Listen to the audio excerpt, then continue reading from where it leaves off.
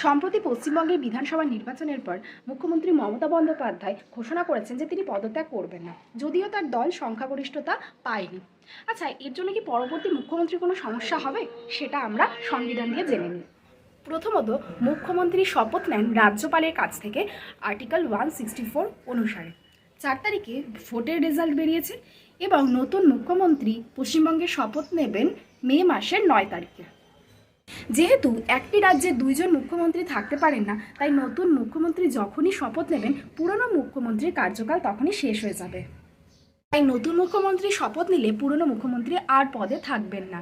ভারতীয় সংবিধান অনুযায়ী পুরনো মুখ্যমন্ত্রী পদত্যাগ না করলেও সরকার গঠনের পথ কিন্তু বন্ধ হয়ে যায় না, কিছুটা বিলম্ব হলেও সংখ্যাগরিষ্ঠ দলই সরকারে আসে। তাই উত্তর হচ্ছে না, একেবারেই না। আমাদের মুখ্যমন্ত্রী মমতা বন্দ্যোপাধ্যায় যদি পদত্যাগ নাও করেন, তাও নতুন কোনো মুখ্যমন্ত্রী পদ গ্রহণে কিন্তু একেবারেই জটিলতার সৃষ্টি হবে না, অন্তত সংবিধান অনুসারে তো হবেই না।